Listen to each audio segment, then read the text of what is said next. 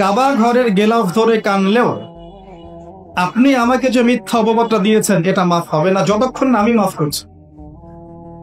কথা কি বুঝতে পারছেন? মনে করেন আপনি আমাকে মিথ্যা একটা অপবাদ দিয়েছেন এবং ধুয়ে রেখে দিয়েছেন একদম মিথ্যা অপবাদ দিয়ে। যতক্ষণ আমি আপনাকে মাফ না করছি, কাবা ঘরে গিয়ে গেলাফ ধরে কান্নাকাটি করলো এই পাপ মাফ হবে না ইনশাআল্লাহ। এই অবস্থায় মৌত হলে কি হবে? পরকালে দেখবেন আমি দাঁড়িয়ে আছি আপনার জন্য। আপনার হিসাব হচ্ছে, হিসাব শেষ। আপনি সালাত, সওম, হজ জাকাতের নেকি নিয়ে উঠেছেন, কিন্তু দেখছেন আমি দাঁড়িয়ে আছি, আমার মতো আরো 10 জন দাঁড়িয়ে আছে। ওই 10 জনকে আপনি গালি দিয়েছিলেন, অপবাদ দিয়েছিলেন, তাদের গীবত করেছিলেন, তাদের সম্পদ বা সম্মানের হানি করেছিলেন। এখন কিয়ামতের মাঠে আপনার নেকি দিয়ে এই ঋণ শোধ করতে হবে, অন্য কোনো অপশন নাই। আর যদি নেকি শেষ হয়ে যায় তখন কি হবে? তখন আমার আমলনামা থেকে কিছু গুনাহ আপনাকে নিতে হবে। আল্লাহ পাক ন্যায় বিচারক। আল্লাহ পাক শুধু গফুর রহিম নন, আল্লাহ পাক শুধু পরম করুণাময় অসীম দয়ালুই নন, বরং তিনি হচ্ছেন ন্যায় বিচারক। ন্যায় বিচারক। একজন ধর্ষক যদি বলে যে আল্লাহ পাক তো গফুর রহিম, আল্লাহ আমাকে মাফ করে দিতে পারে না, তাহলে যাকে ধর্ষণ করলো সে তার উপর জুলুম হবে না? আল্লাহ পাক যদি ধর্ষককে মাফ করে দেন না, তাহলে যাকে ধর্ষণ করা হয়েছে ওর প্রতি জুলুম হবে না? কথা বুঝতে পারছেন না?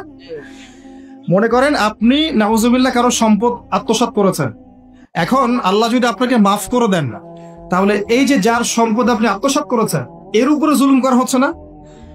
আল্লাহ পাক কি জুলুম করবেন? এক জাররা পরিমাণ করবেন।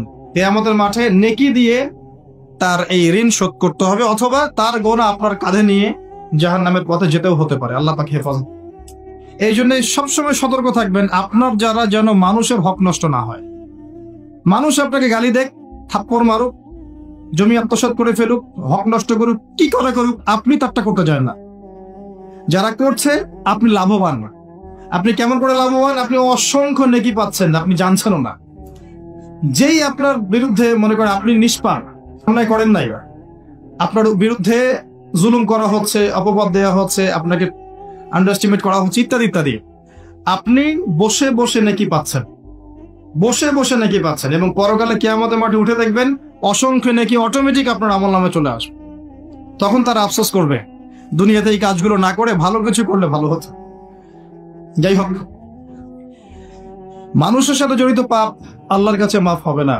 এই কারণে এই রমজান মাসে ওই লিস্টের মধ্যে থাকবে আমি কার কার ক্ষতি করেছি, থাকবেই। কিন্তু যতটুকু মনে পড়ে লিখে ফেলবেন। সুযোগ থাকলে সেটা ফেরত দিয়ে দিবেন, যদি সুযোগ না থাকে ক্ষমা চেয়ে নিবেন, যদি সেই সুযোগও না থাকে তার পরিবারের কাছে ক্ষমা চেয়ে নিবেন, যদি সেই সুযোগও না থাকে তার পক্ষ থেকে সদকা করে দিয়ে পারা যাবে ইনশাআল্লাহ।